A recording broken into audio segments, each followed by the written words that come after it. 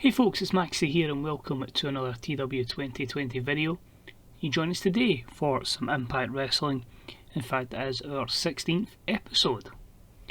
Now, in a weird bit of a timeline, I'll try and sum this up. I probably haven't booked this save in maybe about 2 weeks. I've been absolutely obsessed with the AEW save, so much that that's booked up until the start of May. Yep, I just absolutely got addicted to it, and that's what happens with me and TW, I feel. Once I get in a proper booking spree and everything starts flowing, I can get so much done. So the good thing is, as I say, that's at a good place. That'll be sitting at the turn of the year onto 2022 in-game, perfectly poised, which means going forward, it gives me the time to get a massive booking spree on Impact Wrestling, so the storylines here are going to really flow. So I feel it's a good thing as well when you're doing two saves. Like, you don't want to just dip into one and dip out the other. You can get creatively a bit confused, your ideas are all over the place. So it allows me to just focus on the one at a time, and everything just flows a lot better.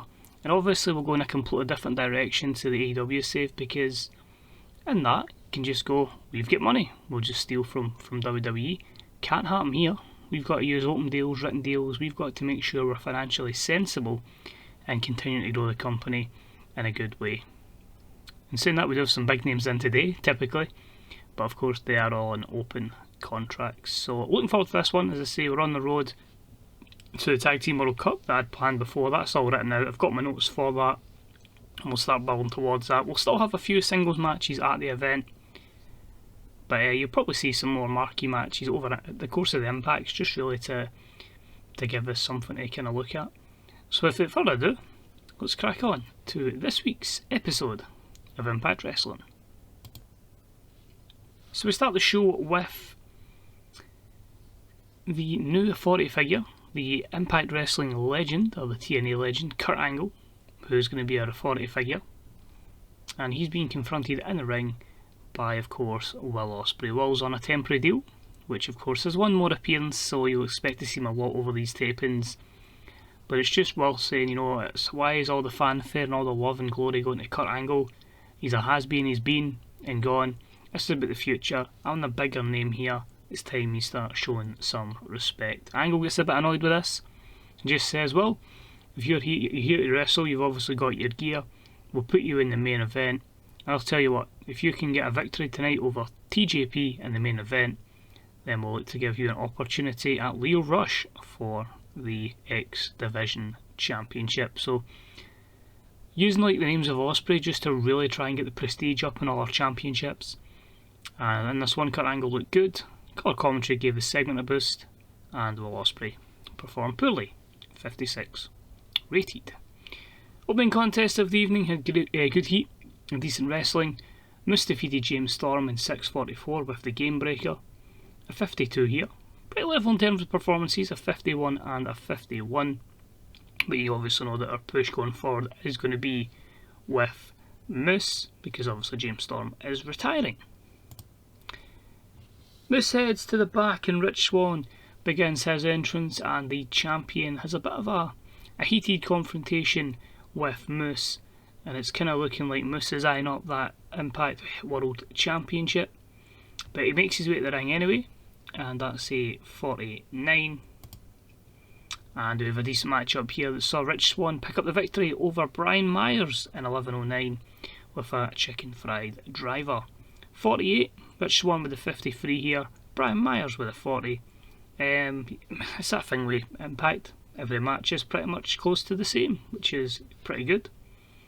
After the match-up, Moose comes back down to the ring and he just completely destroys Brian Myers. Of course, they had the Alliance Myers called on Moose to take care of the Swoggle and Cardona problem, but Moose is obviously very annoyed with Myers and he thinks he's let him down, and his bids to weaken Rich Swann.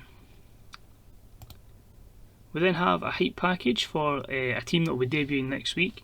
Is of course going to be Phoenix partnering Suicide. Of course, it's Ariel Dominguez we've signed with literally no overness, so we're hoping that teaming him with Phoenix can build him up, so the Suicide character will finally re-debut in Impact Wrestling. And that's a 26 per the thumbnail.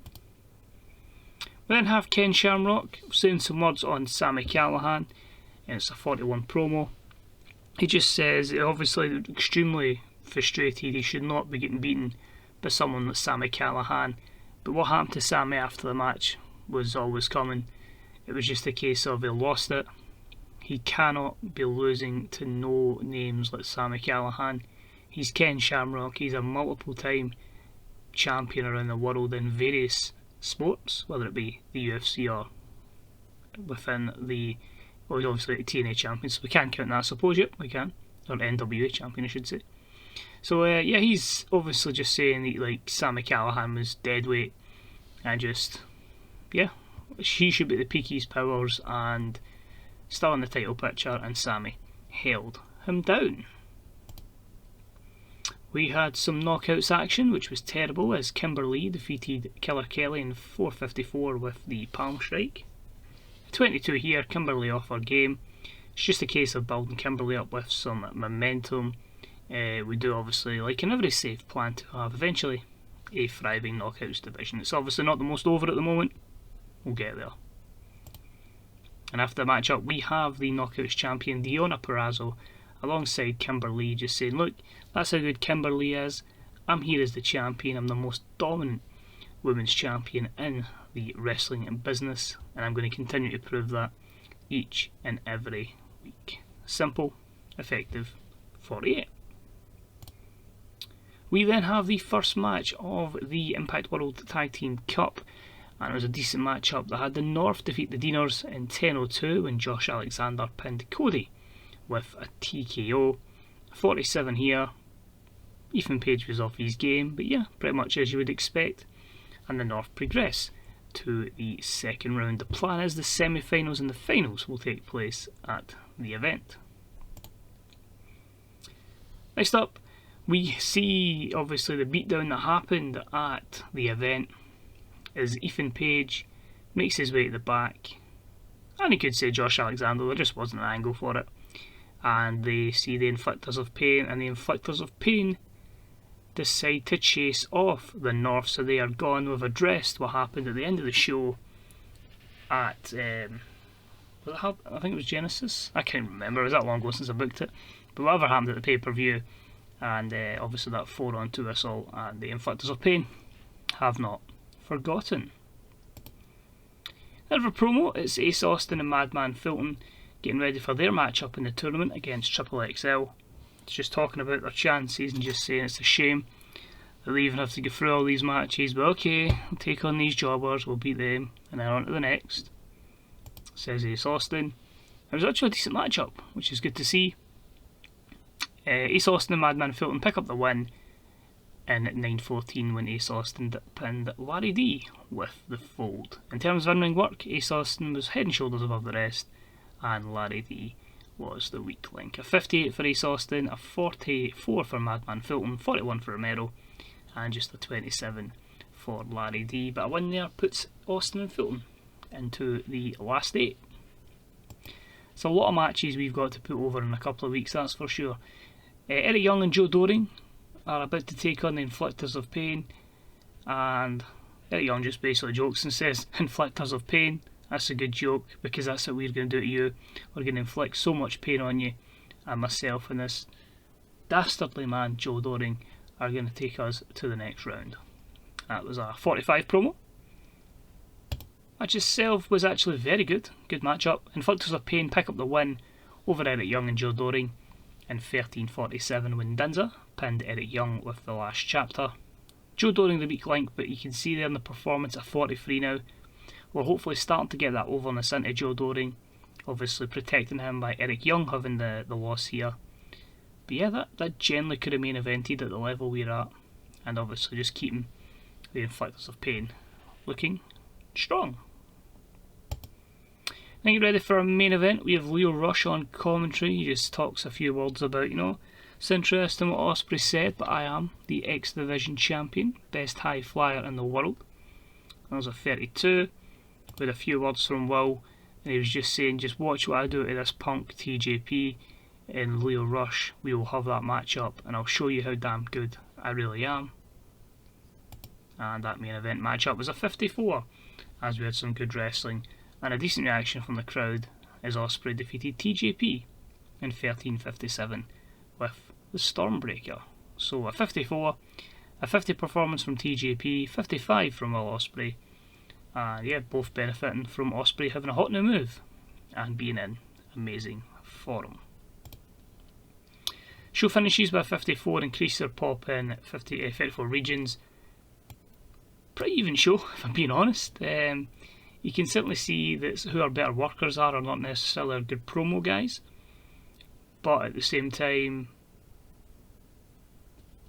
yeah, everything else, the promo guys that are actually decent can still have decent matchups. So I'm quite happy with it. As I say, we're in a weird position where probably 70% of the roster are probably all at the same level. It's trying to find people to break out and go to the elite level, but then again at the same time you risk losing them to being poached by AEW and WWE and written contracts. But at the same time, you know, there's a few we're working on. Obviously the likes of the Suicide character we'll work on, and of course Diona, Kimberly and the rest of the Knockouts division getting their overness over. So I'm forgetting we don't go to the main screen, we just get ready to book the next week's show. So I will wrap it up there. But thanks for watching. As I say, now I'm going to go on a massive backlog of booking here, and hopefully we can be in a good position over the course of this tournament as we prepare for the Tag Team World Cup. So thanks for watching. Take it easy. Remember to check out the Fantasy Booker subreddit and the Grey Dog Software forums, especially the Dynasty section, and of course the mod section, because if you like to play the game, all your great mod makers are there, and TEW2020.com. But yeah, cheers, good day and good night, as Kenny would say. Bye bye.